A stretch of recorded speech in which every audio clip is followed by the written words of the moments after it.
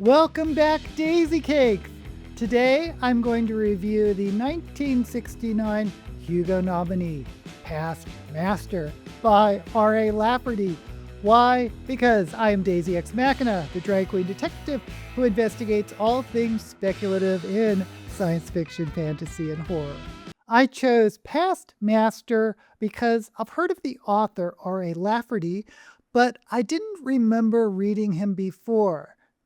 However, after doing a little bit of research, I have read him before because he had a short story in Harlan Ellison's seminal 1967 anthology, Dangerous Visions, called Land of the Great Horses.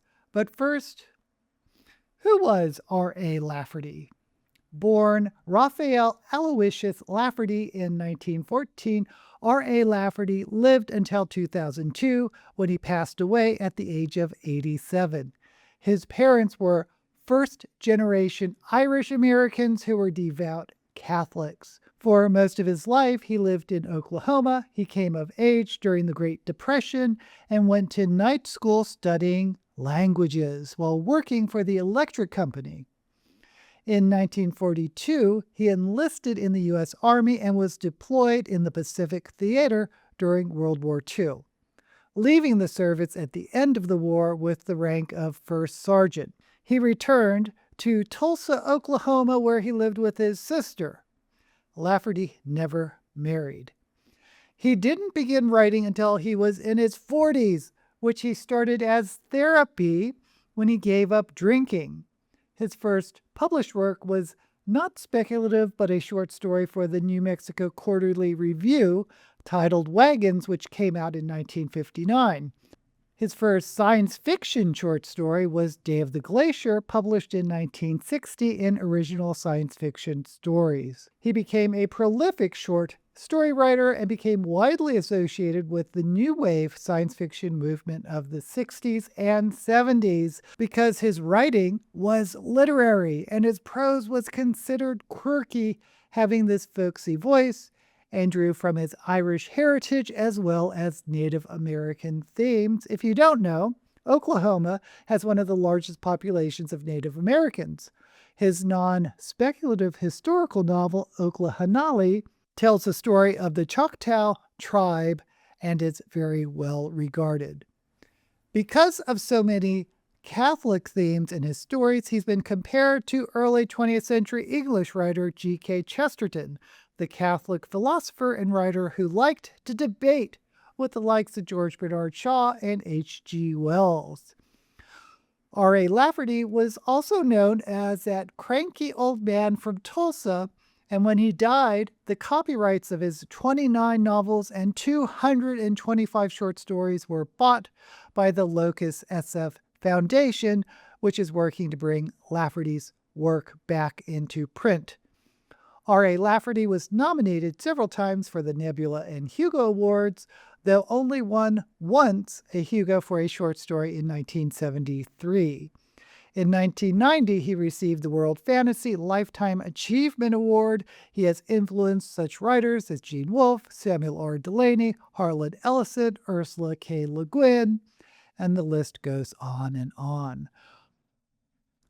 R.A. Lafferty's first published novel was Past Master, which was nominated for the 1969 Hugo and the 1968 Nebula, which we're here to review.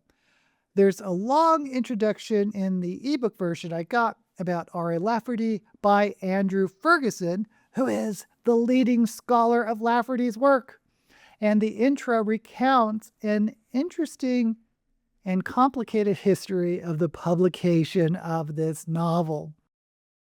Lafferty finished the first draft in 1964, which was a much shorter version. However, the pulp magazines he sent it to apparently were not interested in it, so he expanded it into a full-length novel and submitted it to Ace Paperbacks. The publishers at that time were Donald Wollheim and Terry Carr, not to be confused with Terry Garr, the actress. Carr rejected it, but gave Lafferty a 3-page letter on what worked and what did not work. Now, if you're into the publishing game, this is called an R&R, a revise and resubmit. If an editor tells you they like your project but has to reject it as it is, and they follow that with a bunch of edits that if you make it, they might reconsider your work, that's the R&R. And it's kind of sucky that editors and agents do this because they're asking you to do a bunch of work without committing to it. But anyway, Lafferty agreed to do these changes, and Carr liked what he did and agreed to publish Past Master.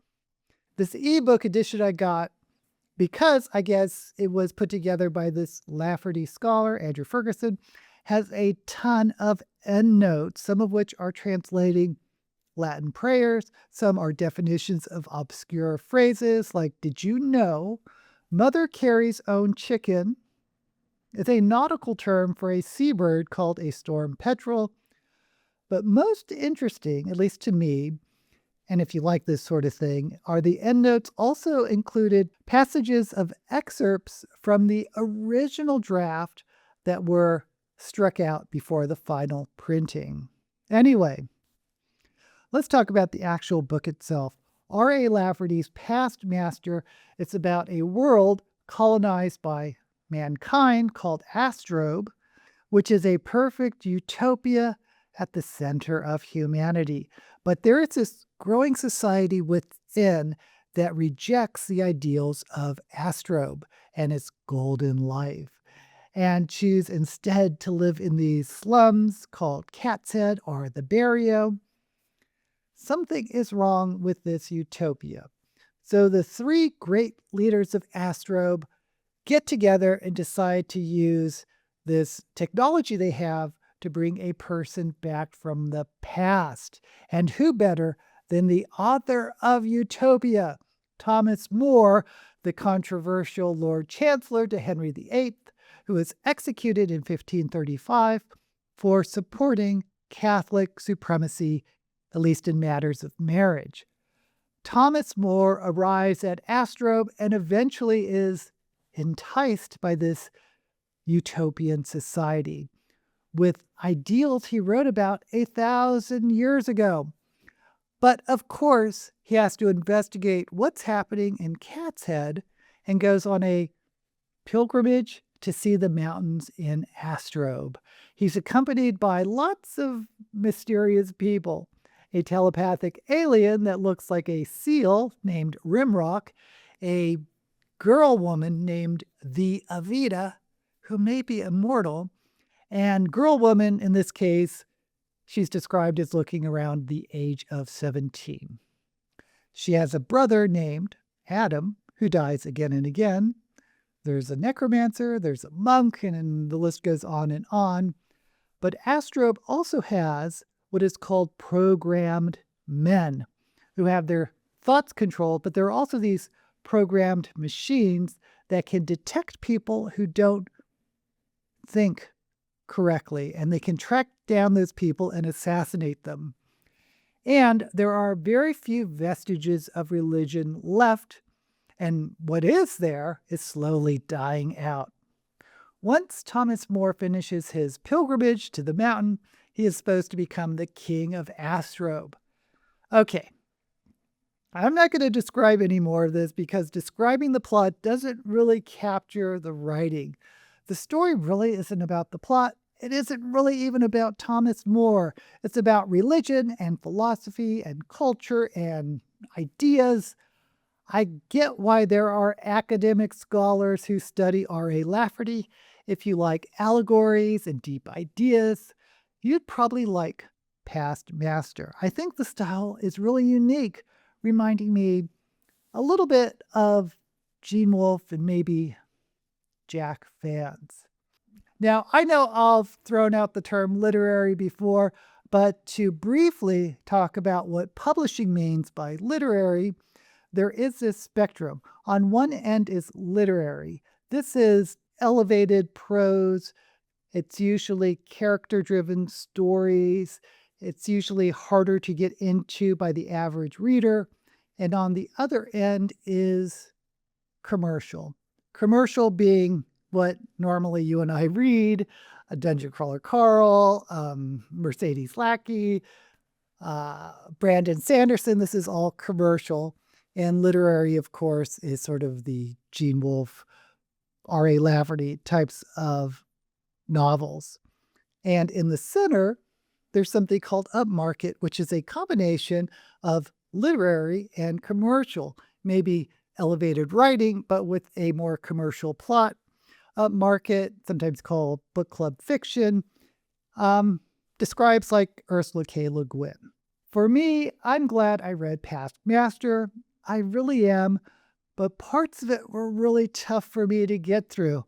I am talking about long passages of characters making speeches or giving lectures. I'll be honest, I almost DNF'd this a couple times because the lectures went on and on and on, but then it'd get back to the plot, it hooked me back in. I will agree when people say that his writing style is really unique, his voice is quirky, and you can get kind of lost in the high language of the dialogue, but then the narrative prose gets suddenly very folksy. It's kind of weird, kind of wonderful. If what I've described to you sounds interesting, this book could be for you. There definitely are readers out there who like stories that are allegories for philosophy and religion. You know who you are. For myself, I don't think this book was really for me. Like I said, I finished it and I'm glad I read it, but it doesn't make me want to pick up another Lafferty novel. I think maybe Lafferty is known more for his short stories, maybe partially because short stories he's confined in space, so he's forced to focus more on the plot and less likely to indulge in these really long tangents in the form of lectures. But that's just me. What about you? Have you read or do you want to read Past Master by R.A. Lafferty? Let me know down in the comments. And while you're there, don't forget to like this video and subscribe to my channel. And keep an eye out for my next video where I choose a book from the 1969 Nebula Awards. Until we meet again, may all the books you read be blessed.